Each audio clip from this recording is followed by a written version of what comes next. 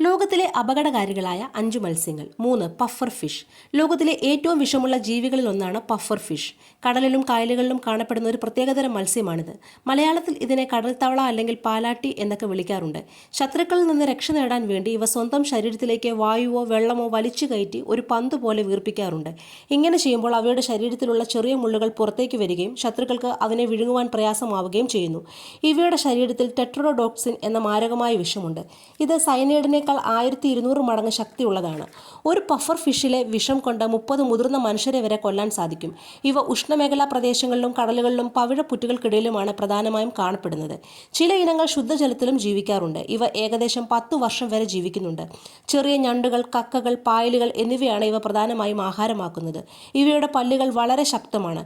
കക്കകളുടെ പുറന്തോട് പൊട്ടിക്കാൻ ഈ പല്ലുകൾക്ക് ഇവയെ സഹായിക്കുന്നു. ചില രാജ്യങ്ങളിൽ, പ്രത്യേകിച്ച് ജപ്പാനിൽ, ഫുഗു എന്ന പേരിൽ ഒരു പ്രത്യേക വിശിഷ്ട വിഭവമായി കണക്കാക്കപ്പെടുന്നു. എന്നാൽ ഇത് പാചകം ചെയ്യുന്നത് അതീവ അപകടകരമാണ്. പ്രത്യേക ലൈസൻസ് ഉള്ള വർഷങ്ങളോളം പരിശീലനം ലഭിച്ചവർക്ക് മാത്രമേ ഇത് വൃത്തിയാക്കുവാനും വിളമ്പുവാനും അനുവാദമുള്ളൂ. ചെറിയൊരു പിഴവ് പോലും കഴിക്കുന്ന ആളുകളുടെ മരണത്തിന് കാരണമാവുന്നു.